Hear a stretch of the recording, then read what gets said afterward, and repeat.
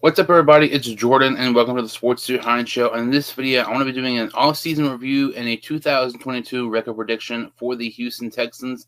Let's go ahead and get started here. So this past season, the Houston Texans brought in a new head coach in David Culley, and he was fired after one season for the head coach of Houston. He was 4-13, and Houston brings in a familiar face of the NFL and Lovie Smith to be their new head coach. This was kind of an interesting hire.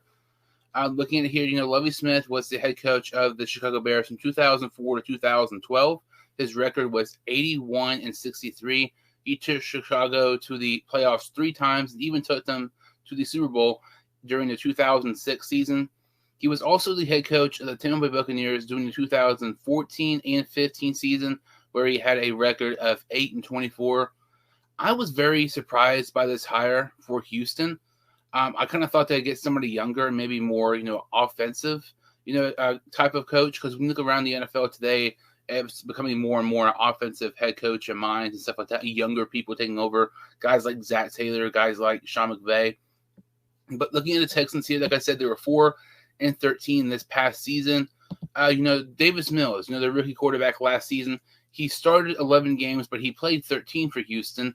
His completion percentage was just over 66%. He had 16 touchdowns and 10 interceptions.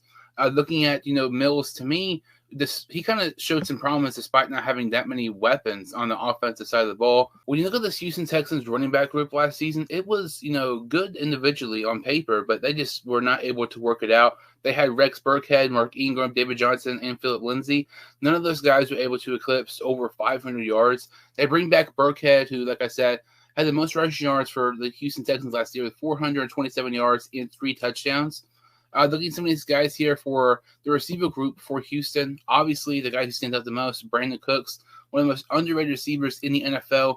Despite, having Tyrod Taylor start a little bit, but the majority of the starts went to Davis Mills, a rookie quarterback.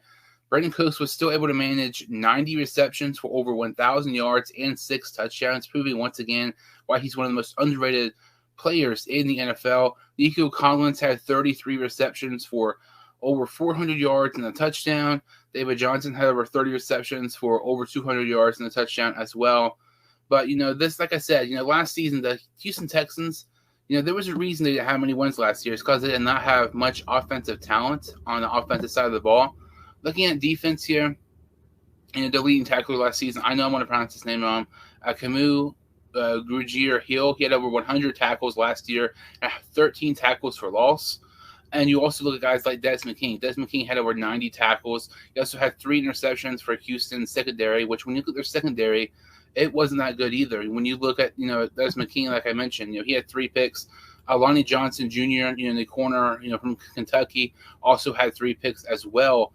But, they just did not have many good players on defense either. When you're looking at here, Christian Kirksey, a guy who really had a promising season for the Houston Texans, had over 90 tackles, 6 tackles for loss. When you look at the Houston Texans team on paper last season, they did not have much, talent on the offensive or defense side of the ball. They also had Jonathan Grenard having 8 sacks, but he was the only player for Houston last season to get more than 5 sacks. That's kind of concerning.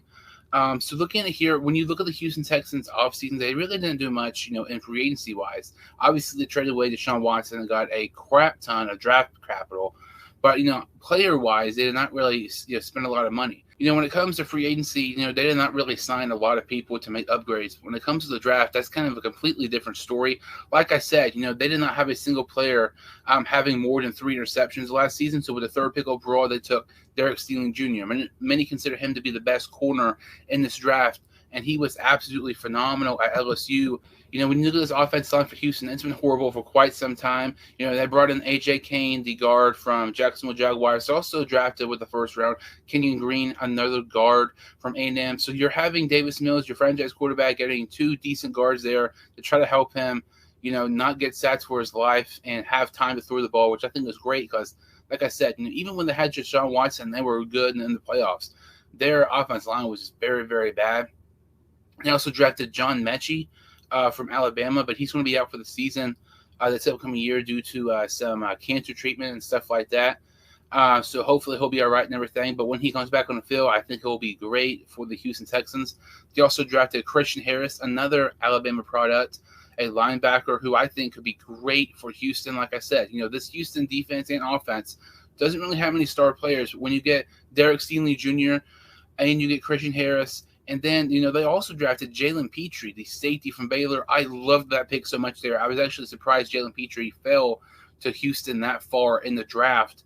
And like I said, when you look at the running back, group last year for Houston, they did not have a single running back get over 500 rushing yards. They addressed the running back need in the draft, and it was a tremendous pick by getting Dameon Pierce, the running back from Florida, in the mid rounds. I think that is a fantastic pick. I think Dameon Pierce is going to surprise a lot of people this upcoming season. But when you look at this Texans team, they really, really helped their team a lot in the draft. And half these guys can be really good for Texans. I mean, they have a bright future. I mean, lots of these guys can be very, very good for Houston in the next couple of years. A lot to look forward to if you are a Houston Texans fan with all these, great draft picks that just drafted back in April, and then all these draft picks, they kind of recently acquired by trading Deshaun Watson to Cleveland. So looking at this Houston Texans, 2022 record prediction here. Like I said, the Houston Texans were 4-13 last season. Before I, talk about these predictions, I'm always going to have a team have a upset, victory, and I'm always going to have a team lose a game they shouldn't. That always happens in the NFL. You might see a prediction where, let's say, the Buccaneers, lose to the Panthers, but then they beat the Rams. It makes no sense, but stuff like that happens every single year. Let's go ahead and look at this, Houston Texans record prediction here. My wins here for the Houston Texans, I have them beating the Chicago Bears in Chicago. I have them beating the Tennessee Titans. I have them beating the Washington Commanders and the Cleveland Browns. My losses for the Houston Texans, I have them losing against the Colts, at Denver, the Chargers, at the Jaguars, at the Raiders, the Eagles, at the New York Giants, at the Dolphins, at the Cowboys, the Chiefs, at the Tennessee Titans, against the Jacksonville Jaguars, and at the Indianapolis Colts. And that record prediction is 4-13, the same as what the Houston Texans had last season. I know what you're saying. When you look at this team right now compared to last season, they have a much better roster. I completely agree. But those players I just, told you that they drafted, I don't really expect all those guys to come in right away, have, huge immediate impact for, the Houston Texans. I think one or two of those guys might come in and play pretty good. I don't think all of those guys are going to come in right away and play absolutely phenomenal. I think it's going to kind of be a rebuilding process and have them, maybe slowly, build up each year for Houston. But I think, this Houston Texans team can be good in a year or two.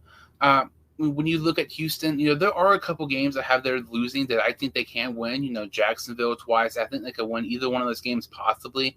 Also, the Giants, maybe throw in another, upset victory there as well. My record prediction for the Houston Texans is 4-13. My ceiling for the Houston Texans is 7-10. I will not be surprised at all if the Houston Texans maybe get more than 4 wins this upcoming season. But I have them 4-13 right now. Like I said, my ceiling is 7-10. My floor for them is 3-14. They should not have anything less than 3 wins. If they have less than 3 wins, I would not be shocked if Lovie Smith were to be fired from the Houston Texans.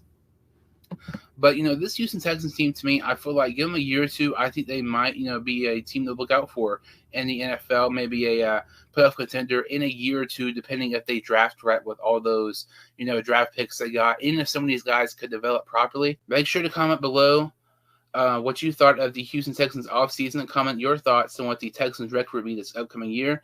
If you're new to the channel or if you've seen the videos before, make sure to like this video and subscribe to my channel. I would really, really appreciate it. Thank you all so much for watching, and we'll see you all next time on the Sports Studio Hines Show.